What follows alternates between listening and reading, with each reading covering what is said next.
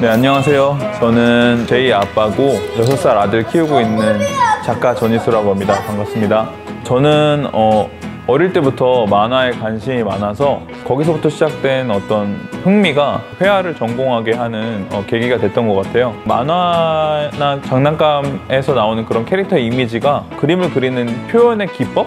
어떤 표현의 도구로서 지금 존재하는 것 같아요. 어릴 때 장난으로 방구를 많이 꼈는데 제 이 얼굴에다가 이제 트랜스포머에 나오는 어떤 집에서 키우는 거북이를 이렇게 뒤에다가 와이프는 밖에서 TV를 보고 있으면서 저를 쳐다보고 있고 애기는 지금 깬 거예요. 제이가 이제 파랑새라는 뜻이더라고요. 그래서 새같이 제이를 표현을 하고 제이는 6살 남자아이고요. 저는 약간 내성적인 성향이 좀 있는데 아들은 밝고 밖에 나가서 노는 것도 좋아하고 곤충이나 이런 것들 관찰하는 것, 동물 같은 것들을 좀 키우는 것, 재밌는 것, 여행 가는 것, 밖에 나가서 놀거나 아니면 신나게 사는 거에만 좀 집중하는 그런 삶을 살고 있다고 저는 생각을 하고 있습니다. 아빠가 되고 나서 이렇게 몇 년, 벌써 아이가 6살이니까 꽤 오랜 시간이 지났는데 어느새 아이가 제 삶의 일부가 됐구나. 보통 제 친구들은 그랬거든요. 만화책을 몰래 보거나 만화 같은 것들을 보는 거를 부모님들이 싫어하셔서 저는 거꾸로 이제 아버지나 어머니가 만화책을 많이 사다 주셨었어요. 이렇게 지하철을 타고 가거나 혹은 이게 친구들을 통해서 보면은 웹툰을 굉장히 많은 성인들이 보더라고요. 만화에 대해서 되게 인식이 좀 변화가 됐구나. 또 만화를 토대로 나오는 영화나 드라마도 굉장히 많아졌기 때문에 만화라는 것 자체가 어떤 문화가 되지 않았나? 라는 생각을 저는 하고 있습니다. 사실 제이랑 거의 매주 서점에 자주 가는 편이에요. 중고 서점에 가기도 하고 혹은 그냥 서점에 가기도 하고 해서 제이가 좋아할 만한 만화 같은 것들이라든지 과학 책이나 어떤 문학책 같은 것들도 어린아이들이 요즘 제 또래들이 보는 것들도 다 보거든요. 텍스트로만 돼 있으니까 길게 못 보더라고요.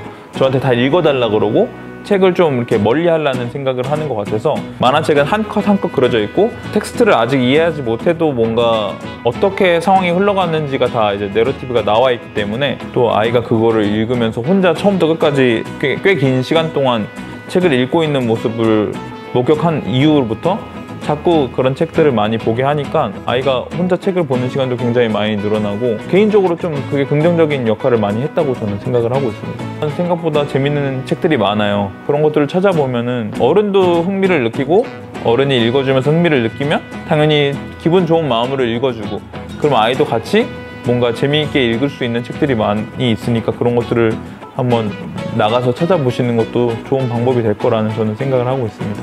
제이와 제가 모으는 것들은 좀 구별을 하고 있는데 선정적이지도 않고 폭력적이지도 않은 만화나 그런 장난감들 위주로 저는 모으게 하고 있고 예를 들어서 장난감들 레고 같은 것처럼 좀 창의적으로 움직일 수 있는 것 그런 것들을 제가 모으게 해서 제이가 스스로 조립해서 뭔가 새로운 모습으로 변형시키기도 하고 장난감들끼리에 나오는 어떤 파츠들이 모여서 또 새로운 형상이 되기도 하거든요.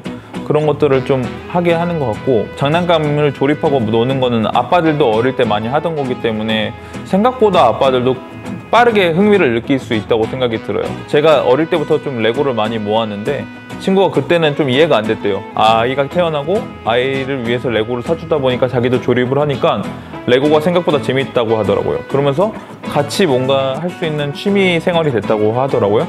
그런 것들을 같이 갖고 노니까 저도 같이 노는 시간이 당연히 늘어나고 아이만 혼자 하는 게 아니라 같이 역할놀이도 할 수 있고 같이 보내는 시간이 많아지니까 정서적으로 좀 교감되는 시간도 많아져서 개인적으로 그런 것도 좋은 것 같고 그러니까 저는 처음에 레고나 이런 장난감 같은 걸 사줬을 때는 조립 장난감 같은 그런 블록들은 설명서에 맞춰서 만드는 거가 다라고 생각이 들었는데 그게 어느 날 이제 다 분해가 되잖아요. 시간이 지나면서 아이가 혼자 아빠 이거 봐봐 내가 만든 비행기야 내가 만든 자동차야 라고 보여주는 거가 굉장히 독창적이고 재밌더라고요. 원래 만들어야 되는 로봇 형상이 있으면 그게 아닌 자기가 생각했을 때 이건 거미가 될 수도 있고 동물이 될 수도 있는 걸로 변형시켜 가져오더라고요.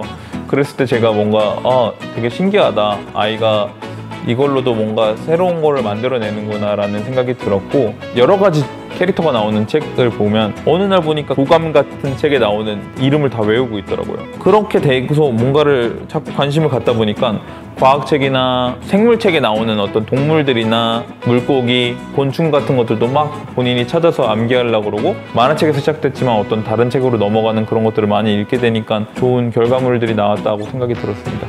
만화책은 저희한테 선생님인 것 같아요. 첫 선생님. 뭔가를 배우고자 할 때 처음으로 본인이 먼저 발을 떼어서 알고 싶어 하게 만들어주는 선생님, 길라잡이 같은 역할을 하는 것 같고, 좀 더 심화돼서 알고 싶을 때는 다른 책으로 넘어갈 수 있게 해주는 좋은 선생님이었다는 생각이 듭니다.